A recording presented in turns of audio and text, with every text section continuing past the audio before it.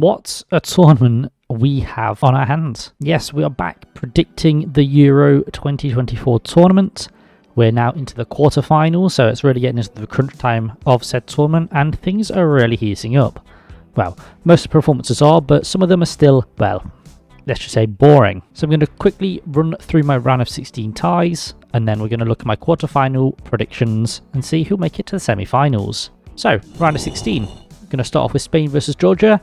I predicted Spain, and Spain did progress. For Romania versus the Netherlands, I predicted the Netherlands, and the Netherlands progressed. 2 for 2 so far. Germany versus Denmark, I predicted Germany, and Germany progressed. 3 for 3. Austria versus Turkey, I predicted Austria, and Turkey progressed. Fair play. Portugal versus Slovenia, I predicted Portugal, and it was Portugal. England versus Slovakia, I predicted England, and it was England. France versus Belgium, I predicted France, and it was France. And finally, Switzerland versus Italy, I predicted Italy, and it was Switzerland.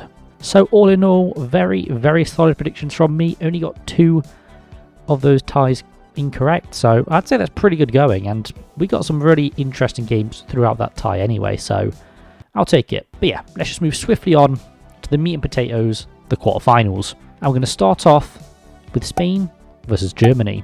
This is a massive, massive quarterfinals fixture, as it is a showdown between 2 of the favourites, as Spain face the hosts, Germany. Spain have enjoyed a very fruitful Euros campaign so far, and they're currently unbeaten and the only team that's not dropped points throughout the tournament. Spain had one of the easiest routes to the quarterfinals, as they had to face newcomers Georgia.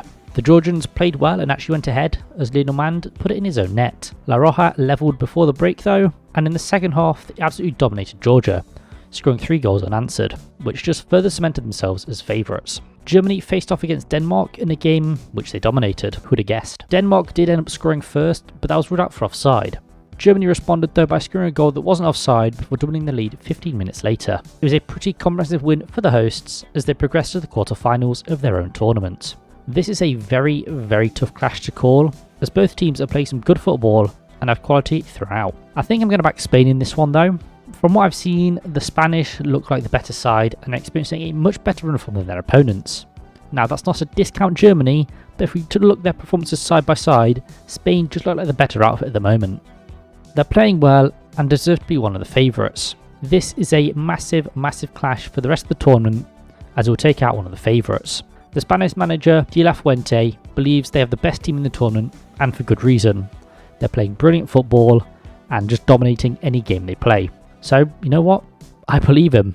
I'm backing Spain to progress to the semi-finals and to knock out the hosts. But either way, a favourite is going through and a favourite is getting knocked out. But from what I've seen, I don't think Germany can stop the Spanish. And then we move on to Portugal versus France. Now this is another showdown of 2 highly rated teams as Portugal play France. Portugal only made it to the quarterfinals by beating Slovenia on penalties. You heard that correct, Slovenia. This was after a group stage loss to Georgia. All in all, it's not been a great time for Portugal recently, but hey, they made it to the quarters, so you can't really complain. And a win is a win, to be fair. France haven't been enjoying a good campaign either. The French have scored 3 goals throughout this tournament, and only one of them was scored by a Frenchman. With all the attacking talent France have at their disposal, this is quite embarrassing. France played Belgium in the round of 16, and it took an own goal late on to see France progress. They just could not find the back of the net, and I believe it was Chouameni was playing. He kept trying it from distance, and every time it just didn't work. I think he tried like 3 times or something like that. So I think after the first one, right, maybe not. But hey, at least he was trying. But yeah, France not being able to find the back of the net has been a real theme for them this tournament. All in all, this is a pretty tough match to call, as both teams aren't enjoying the best run of form at the moment. Portugal are probably the best looking side out of the 2, but I do feel like they're being severely hampered by a certain 39-year-old man. Seriously, get him off the pitch. Or at least get him off free kicks, because these have been shocking. Yeah, just stop. France have shown they can't score goals to save their lives, but Portugal have shown they don't have that problem. So it may be a rogue shout from me, but I'm going to back Portugal here.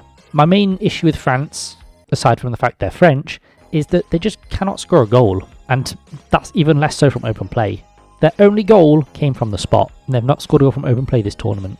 That's mad. They play good football other than that, but you need to score goals to win tournaments, and they're just not doing that. Portugal also play some good football, but they can also score goals as well, which is already a plus on France. I do think their team is being held back by Ronaldo, as he doesn't really do much for this side anymore. He doesn't really offer anything, in my opinion. I know he's like their best player, or he was, and he's a Portuguese legend, but he's not really doing anything. He's not contributing to the side. I think if they use his position with a better player who's actually doing stuff, then it might be even easier for Portugal. I can't see them dropping Ronaldo. That would just be insane. But if they did that, I think it'd be better for them, to be honest. But despite all that, I'm backing Portugal to progress to the semi-finals with or without Ronaldo. And then we move on to England versus Switzerland. Oh boy. England. Yes, England plays Switzerland after playing some of the worst football I have ever seen. It took until extra time for England to beat Slovakia after trailing by a goal for a majority of the game. It was terrible football for 95 minutes before Jude Bellingham produced a brilliant goal before Kane doubled the lead in injury time. But don't let that fool you, they were both awful before that. This is actually the first game in which we've scored more than a single goal, so we've got that going for us. Switzerland beat the reigning champions in Italy as they scored 2 goals unanswered to knock out the Azzurri. The Swiss played some good football and remained in control for a majority of the game. Italy just couldn't really do anything. Both teams are continuing their unbeaten campaigns, but Switzerland have definitely had a better run of form than their opponents. I have to back England here. Switzerland are a good side and are going to cause problems for England, especially if they insist on playing the awful football that we've been playing so far. And with Southgate, he doesn't really like to change things, so it's not looking good. The Three Lions will be missing Guehi through suspension, but do have a lot of quality throughout the side that should be able to see us through. Switzerland do have quality in their side as well, and as I've said, will cause England a lot of problems, but ultimately, this is the match for England to show why they were considered favourites at the start of this tournament. This is the one to show we can really kick on and we can actually do it in the tournament. Please, Southgate, change up your tactics. They're clearly not working, and I think it'd be for the better. You know, we've got quality players. We can play multiple formations. You just got to do it. And I think it'd be good. I know, you know, the England team is getting a lot of slack from the media, as they normally do, and rightly so from the fans as well, because the football we're playing is awful. But if Southgate actually showed some initiative, showed some balls, changed up the formations, and put his waistcoat back on, we'd be a lot better off. But yeah, I'm backing England here. It may be against my better judgment, but I think we can beat the Swiss. And finally, the Netherlands versus Turkey. The Netherlands played Turkey. It was a pretty interesting quarter-final fixture. The Netherlands are definitely the favourites here, as they eased past Romania in the round of 16. The Netherlands are playing some good football this tournament, boasting one of the tournament's top goal scorers in their ranks in Gakpo. Don't know how that's happened. And yeah, just playing good football and being exciting to watch. They got off to a slow start in the group stages, only winning one of their fixtures, and actually lost to Austria, who Turkey then ended up beating. But since then, they've booked up their ideas and have cruised to a dominant win over Romania. Turkey have truly lived up to their 2020 title being the dark horses, as they beat a very solid Austrian side in the round of 16, which I think many of us didn't think they would, myself included. They're playing some really good football under Montella, and will be going to this clash as massive underdogs. This Turkish side is full of quality, and that quality will be on full display throughout this tournament. It's a very exciting clash, as both teams play some very exciting football, and for once, in a quarterfinal tournament, I'm expecting a few goals. As much as I would like to see Turkey win, they are definitely a team I enjoy watching because you don't really know what you're going to get from them, and they do feel like quite an underdog in European football.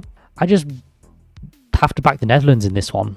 As mentioned, you know, both teams are playing some exciting football, but I think the quality of the Netherlands will see them through this clash. I mean, they're stacked.